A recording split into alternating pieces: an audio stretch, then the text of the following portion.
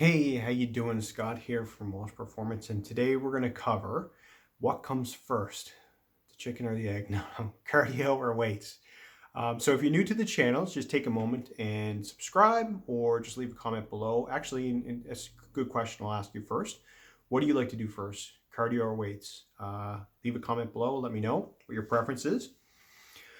When it comes to this answer, and this is something I get asked a lot, and the answer is going to be it depends. And the reason it depends is just because it depends on what you're training for, what your sport is, what your main focus is currently at the moment.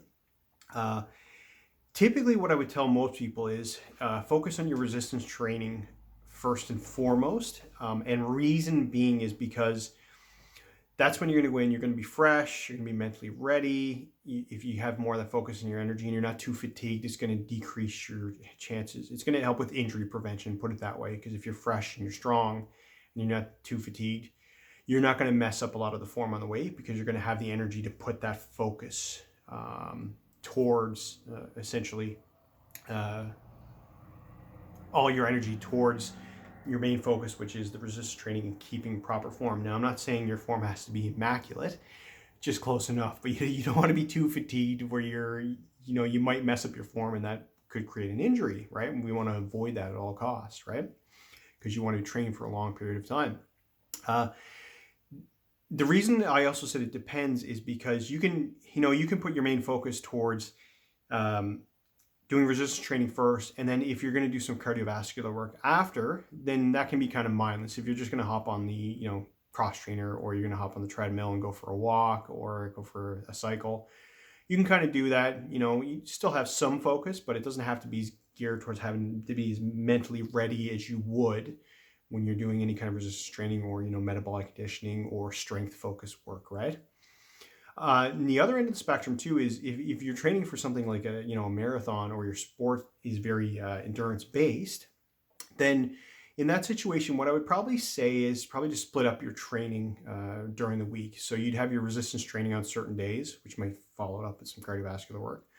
But then on most other days, you might put your cardiovascular work first, right? Your cardio first, and that might just be your main focus for that day.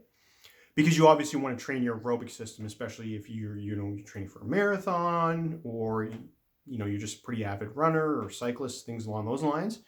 So in those situations, you want to keep you want to have that focus and that mentality geared towards your cardiovascular training, right?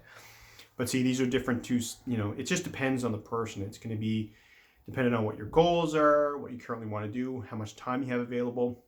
And typically in most situations, what I tell a lot of people is, in terms of your resistance training, especially even your strength work, your metabolic conditioning work, and things along those lines, your conditioning work, it doesn't have to be like long. You don't have to be in the gym for hours and hours and hours. Like, you can have a good 15, 20, 30-minute workout.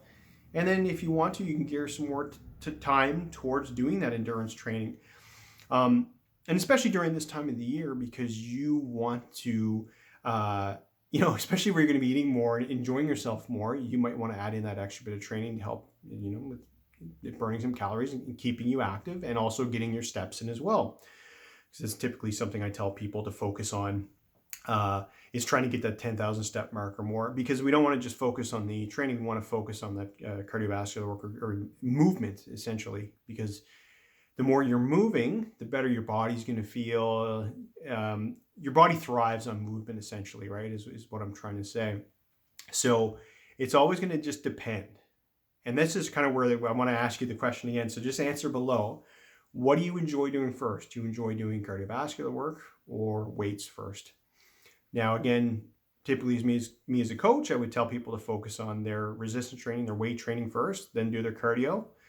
Or if you're doing, and this is one thing I started doing now, is I started incorporating, and I wanted to do this because endurance training was always something I enjoyed doing when I was younger, but I kind of let go to the side as my excitement for resistance training, metabolic conditioning and all that grew.